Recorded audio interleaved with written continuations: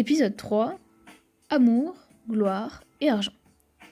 Tricher, acheter, contourner, quand tout s'achète, ou presque. On dit souvent que l'argent ne fait pas le bonheur, mais on oublie de préciser une chose, il peut éviter pas mal de malheurs. Et surtout, il peut ouvrir des portes qui sont officiellement fermées. Aujourd'hui, on va parler d'un sujet un peu inconfortable, la manière dont l'argent permet de contourner les règles sans jamais les abolir. Acheter du prestige, de la reconnaissance, des diplômes et parfois même une image morale. Bref, on va parler d'amour, de gloire et d'argent. Chapitre 1. Quand l'argent ne casse pas les règles, mais les plie. On aime croire que nos sociétés fonctionnent sur des règles simples et claires. Le mérite, le travail, l'effort. En théorie, tout le monde joue au même jeu. Mais en pratique, certains arrivent avec beaucoup plus de jetons que d'autres. L'argent ne supprime donc pas les règles, il les rend négociables. Il permet de transformer une interdiction en obstacle contournable, une exigence en formalité. Et c'est précisément là que ça devient intéressant sociologiquement. Chapitre 2. Varsity Blues. Acheter l'excellence. En 2019, un scandale éclate aux États-Unis. Varsity Blues. Des parents très riches paient des intermédiaires pour faire admettre leur enfant dans les universités les plus prestigieuses du pays. Harvard, Yale, Stanford. Faux dossiers sportifs, examens truqués, pots de vin, tout est là. Et pourtant, ce qui choque le plus, ce n'est pas tant la triche que le fait qu'elle soit révélée.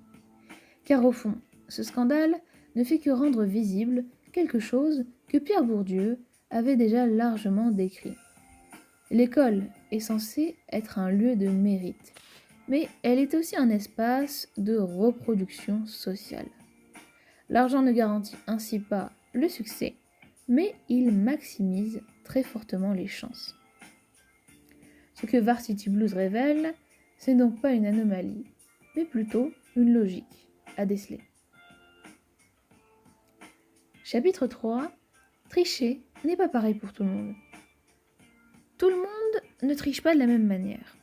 Et surtout, tout le monde n'est pas sanctionné de la même façon. Quand une personne pauvre contourne une règle, on parle alors de fraude. Mais quand une personne riche le fait, on évoque souvent les réseaux d'optimisation et d'opportunité. La frontière est donc morale avant d'être juridique. Comme l'explique la sociologie critique, l'argent donne accès à ce qu'on pourrait appeler une zone grise. Des avocats, des experts, des intermédiaires et le silence institutionnel. L'argent n'achète pas seulement des biens, il achète de la discrétion. Chapitre 4. Acheter l'amour, la gloire et la reconnaissance. Ce mécanisme ne s'arrête pas à l'école. Il traverse tous les espaces sociaux. Le monde du travail, la culture, la politique, les relations amoureuses. L'argent permet d'acheter du temps, de l'attention et de la visibilité. Il rend certaines personnes désirables, crédibles, fréquentables.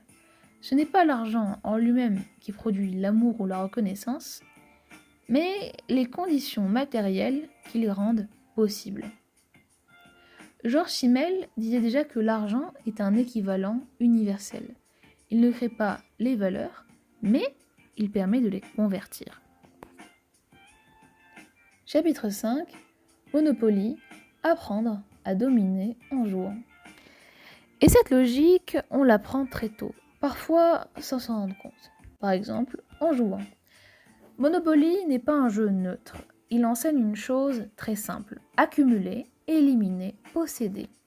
Le but n'est pas de jouer longtemps ensemble, mais de ruiner les autres. Ce qui est fascinant, c'est que ce jeu est souvent présenté comme une initiation ludique à l'économie, alors qu'il naturalise une vision très particulière du monde social, celle où gagner suppose nécessairement que d'autres perdent. Alors pour conclure, L'argent n'achète peut-être pas l'amour, ni le talent, ni même la légitimité morale. Mais il permet de s'en approcher dangereusement. Il ne détruit pas les règles du jeu social, il les rend flexibles, surtout pour ceux qui ont déjà les moyens de les contourner. Dans le prochain épisode, on parlera de l'argent public, celui qui choque, qui dérange, qu'on soupçonne toujours d'être mal utilisé. Les aides, la solidarité, l'assistanat. Parce que curieusement, l'argent des pauvres est toujours plus suspect que celui des riches. À très vite dans le jeu société et en attendant, à vous de jouer.